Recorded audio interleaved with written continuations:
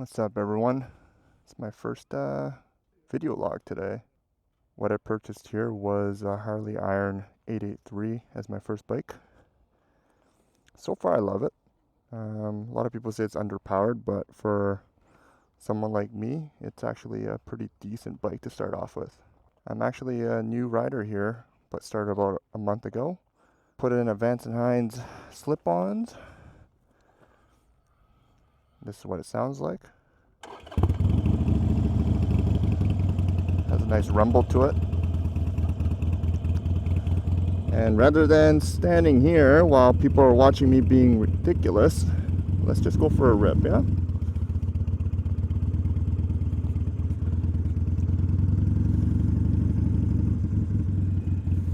Let's go through this way.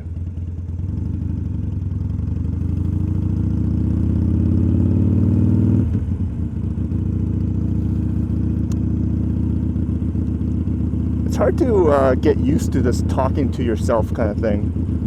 I don't know how people do it so naturally. It just seems so awkward, especially when I'm editing and all that, hearing myself talk. I think you gotta have a certain type of personality that, you know, really enjoys listening to yourself. I, for one, isn't not, because I cringe every time I hear my voice. But with that said, I did want to start up this motovlog.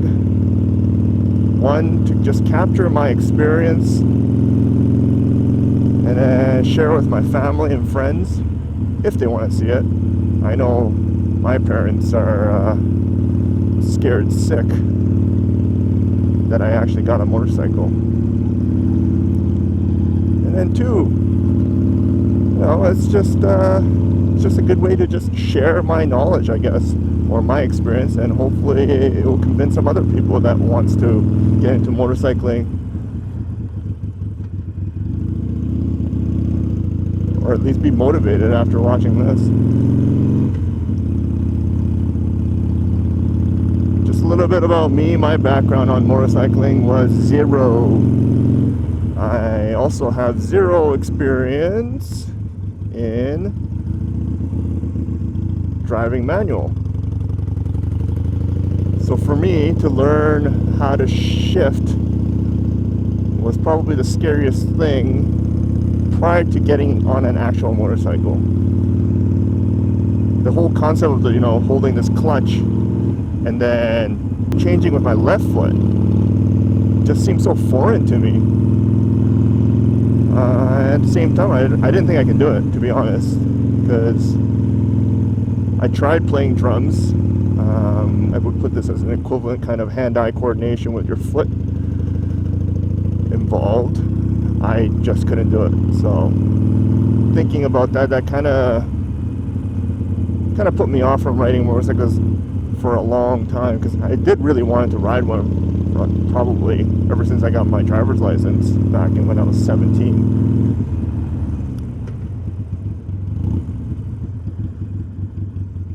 But after many years of contemplating starting a family and all that stuff, I guess midlife crisis kind of hit early for me. And ever since then, I was like, you know what?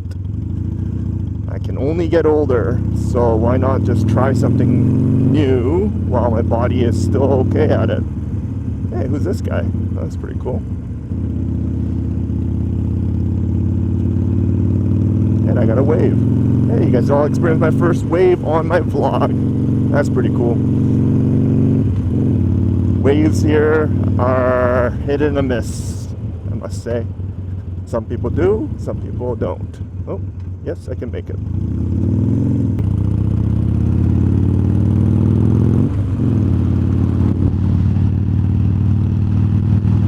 So where was I?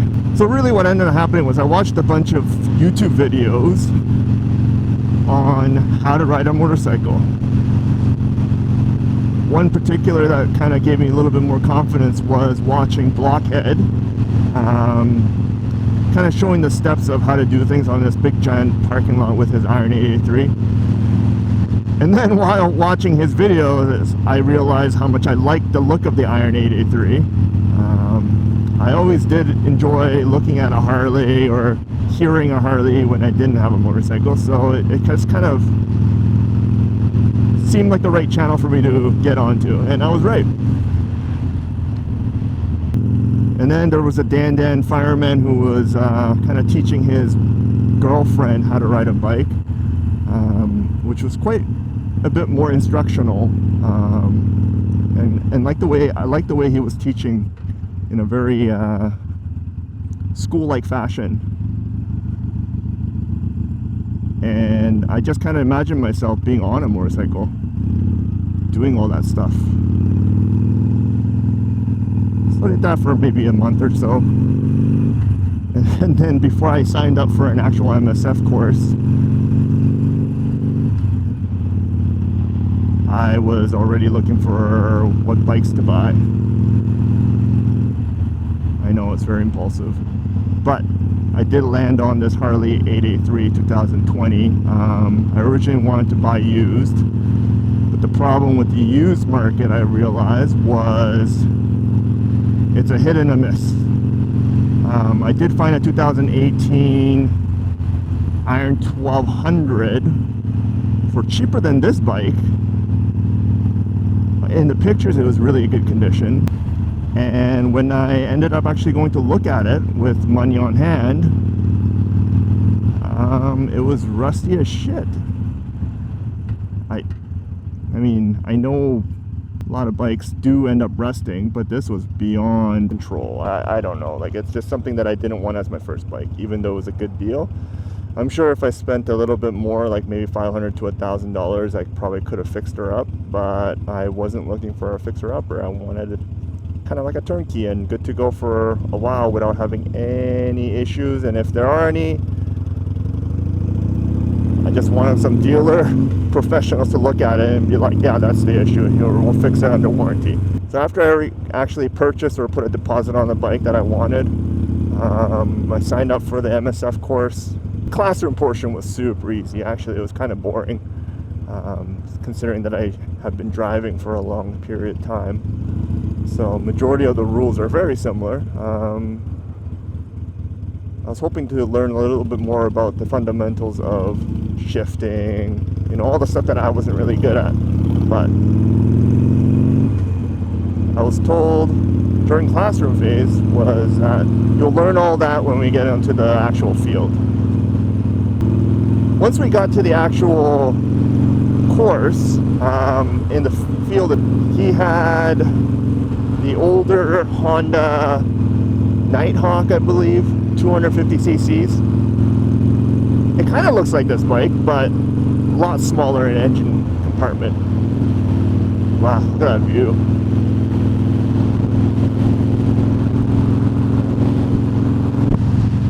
Just amazing. So yeah, when I was on the Nighthawk, it definitely felt right. That when I was riding the motorcycle back and forth on first gear and then soon second gear, the clutch system was, my fear of clutch system kind of disappeared quickly. And then it soon transferred to braking, which was the next biggest hurdle for me to learn how to properly brake without actually stalling. Luckily, within the 2 days of 8-hour lessons each, I was able to kind of learn that a little bit better. The only issue I had, though, was the bike was so old, not really well maintained either, that the clutch, when between the friction zone and the actual release of the clutch, was probably a couple millimeters apart. So when the instructor wanted us to do slow maneuvers on the friction zone, it was extremely difficult to go slow, only because majority of the time you would actually go fully engaged in the first gear. So either way, once I got the braking down pat, my biggest fear was starting up on a hill. That probably took me like 10 tries to actually get out of a hill, man, that was a scary feeling, because I kept rolling down, and when I let go, I would try to brake with my right hand, and I would lose the throttle right away, and then the bike would stall, and I would almost drop the bike. Luckily, the bike was light enough for me to just kind of hold on to it, but yeah, starting up on a hill was another fear. So then I started second guessing myself. I was just, because at this point I already purchased the bike, right? I almost questioned, like, did I make a mistake? Especially if I had to do this on a road where the place I live is mostly hills.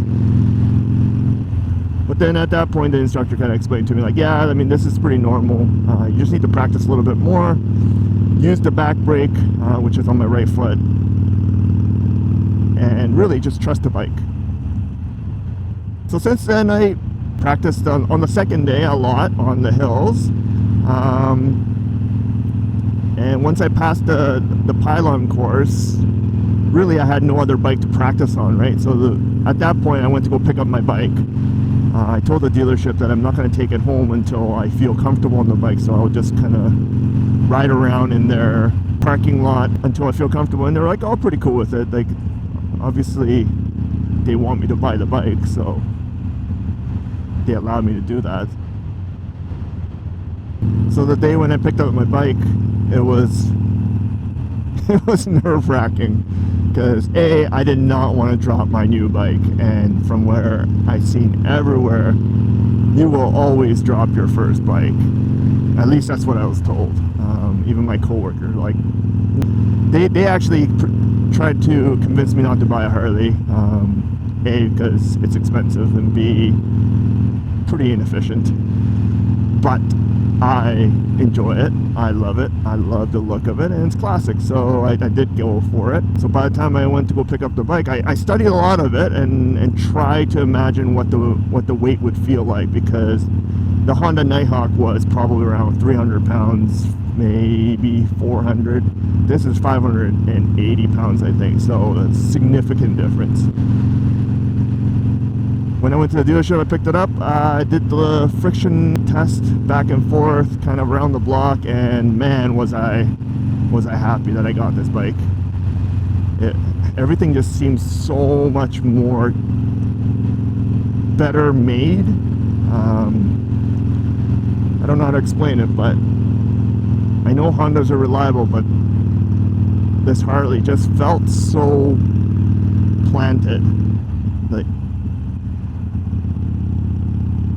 Like all the systems seem very high quality, and I don't know if it's just me thinking, because obviously I am the one that purchased this bike and trying to convince myself that this is better. But it just, I don't know, the heaviness just kind of felt better. I'm about 5'10" and 190 pounds. So me on a Honda Rebel, which I did sit on, was a little too small for me. I liked the price point, but it was just a little too small. And I didn't want to look like a giant on a bike. I must say, like, me being on this Harley 883 was almost on the borderline of me being a little bit too tall, but it actually still works out. The only reason I think is because I have a shorter inseam.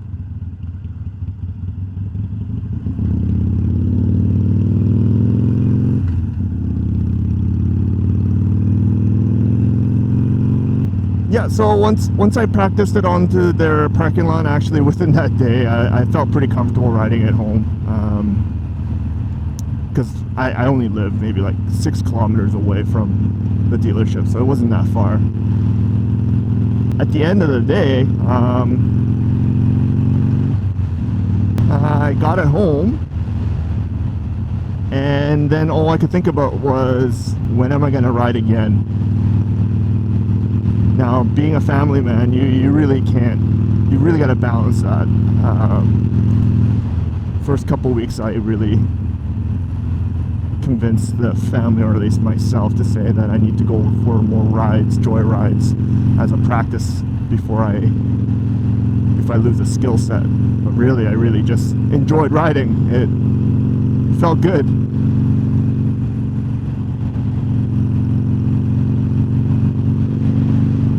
But yeah, I mean, there was a guy that I took a course, the MSF course with, and he also bought a bike. He didn't buy a Harley, he bought a dual sport.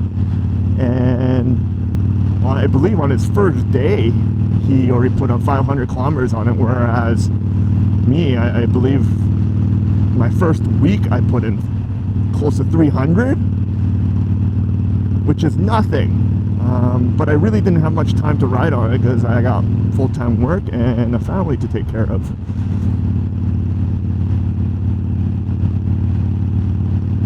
It's been a month and weather's been kinda crappy. This week was an exception, so it's good.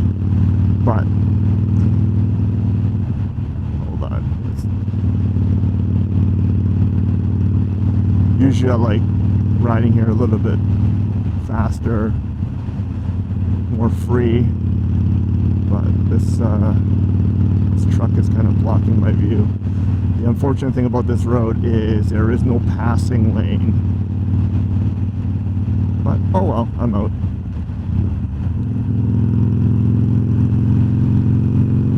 So yeah, slow and steady, I was able to start clocking in more hours on this.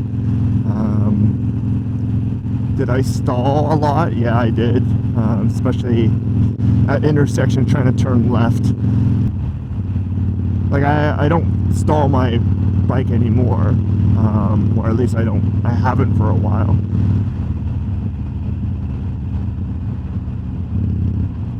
Ooh.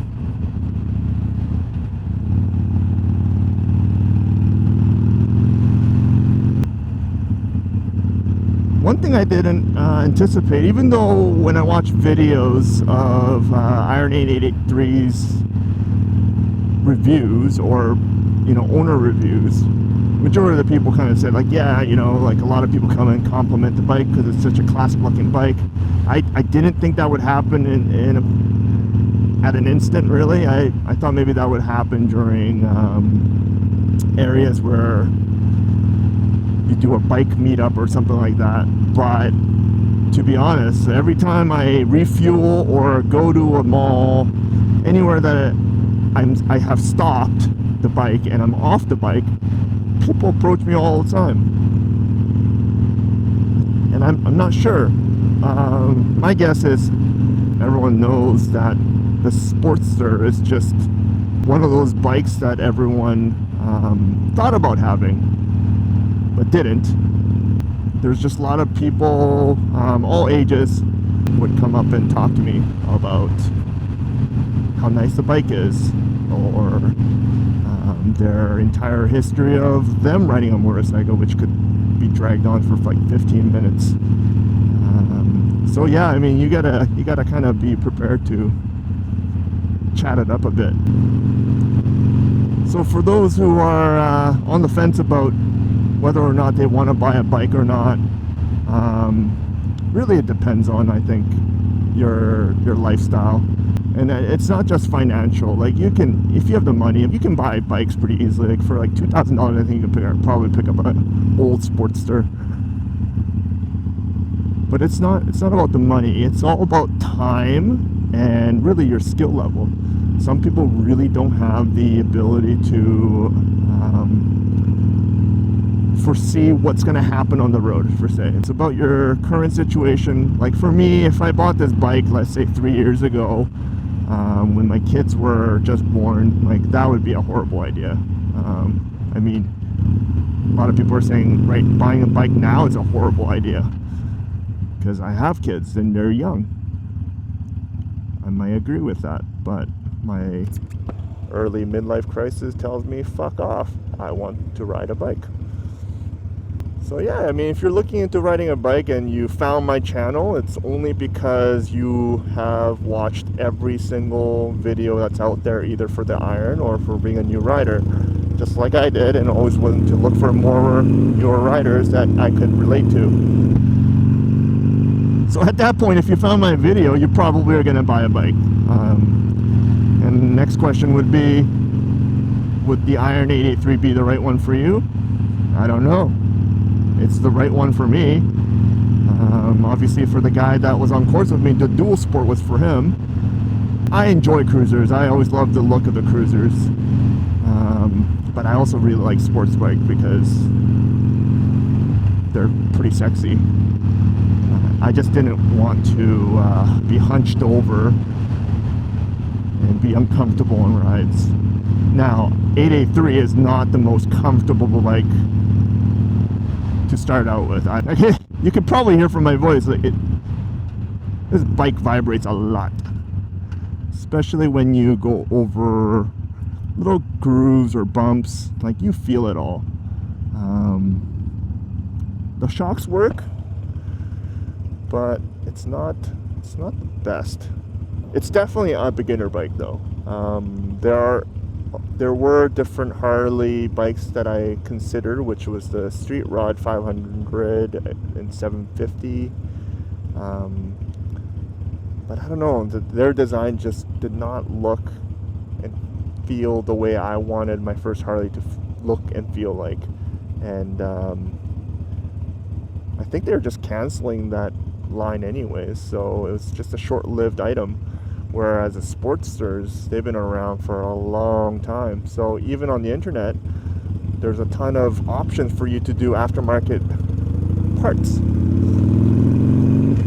And I know you guys, if you were looking for Iron 883, you guys already kind of heard from a lot of people, like the 5 reasons why I have this bike. And like the number one I think comes up is the customization. And that, to be honest, that one was it for me too. I only did 2 things to this bike. One was the exhaust slip-on that I put on, which was fairly easy to do. Like, I'm not a mechanic. I'm a white-collar worker. Like, I did my first engine oil change like 4 years ago, and that was the only time I did it, and even then I screwed it up by putting in the wrong filter.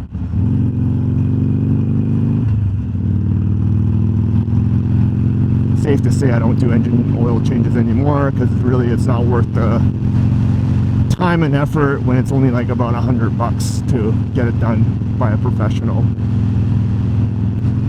Yeah, so the first thing I changed out was my exhaust, and then the other one was putting in the crash bars.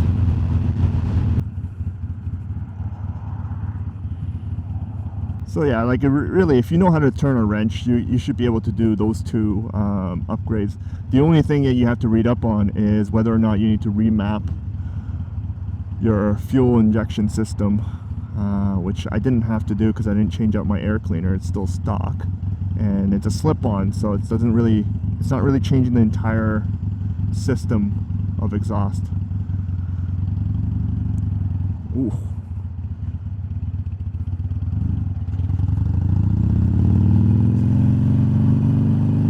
I'm almost at the end of my ride here. Just want to say thank you for watching. Anyways, peace out.